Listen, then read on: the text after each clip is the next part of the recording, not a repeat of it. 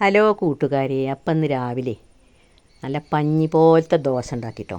നല്ല ടേസ്റ്റ് ആയിരുന്നു. നല്ല ചട്ടിനി ഉണ്ടാക്കി. നിങ്ങളിങ്ങനെയൊക്കെ ഒന്ന് ദോശ ഉണ്ടാക്കി നോക്കി. ഞാൻ ഗ്രൈൻഡറിൽ അരച്ചതാട്ടത്. ഉഴുന്നും ഉലുവയും പച്ചരി. ഉഴുന്ന് വേറെ വെള്ളത്തിലിട്ടു, പച്ചരി വേറെ വെള്ളത്തിലിട്ടു. രാവിലെ വെള്ളത്തിലിട്ട് ഒരു 5-8 മണിക്കൂറേലും കുതിർക്കണം കേട്ടോ. എളുപ്പം അരഞ്ഞിട്ടു. ഗ്രൈൻഡറിൽ ഇങ്ങനെ ആട്ടിയാലേ മിക്സിയിലാട്ടണ പോലെയല്ല. ആദ്യം ഉഴുന്നും ചോറും കൊണ്ട് ആട്ടുക. ഇപ്പോൾ ആട്ടണ ഞാൻ അതിൽ വീഡിയോ ഇട്ടിട്ടില്ല.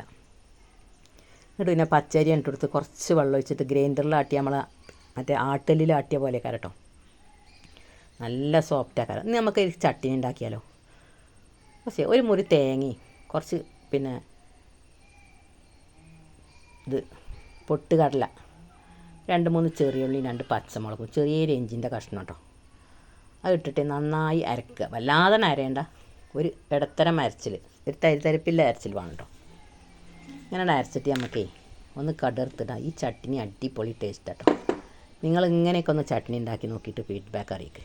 വീഡിയോ ഇഷ്ടമായ ലൈക്ക് ചെയ്യണേ, സബ് ചെയ്യണേ. ഇതുവരെ സബ്സ്ക്രൈബ് ചെയ്യാത്തവരാണെങ്കിൽ ആ ബെല്ലൈക്കൻ ഒന്ന് ക്ലിക്ക് ചെയ്യണേ. എന്നിട്ട് കുറച്ച് ചട്ടി തീമച്ചിട്ടേ കുറച്ച് വെളിച്ചെണ്ണ ഒഴിച്ചിട്ടേ കടുകിട്ട് പൊട്ടിയിട്ട് കറിവേപ്പില ഇടും കേട്ടോ. എനിക്ക് 2 വറ്റൽമുളക് ഇട്ടാലും നല്ല ടേസ്റ്റ് ഉണ്ടാവും. വറ്റൽമുളക് ഇവിടെ ഇല്ലാത്തതുകൊണ്ടേ ഞാൻ ഇട്ടിട്ടില്ല കേട്ടോ.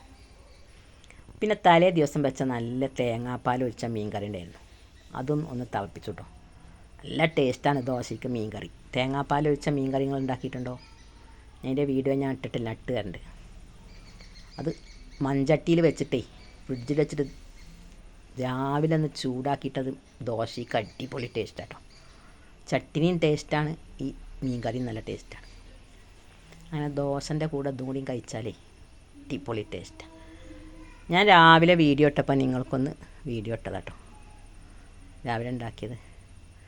നമുക്ക് വീഡിയോ കാണാം.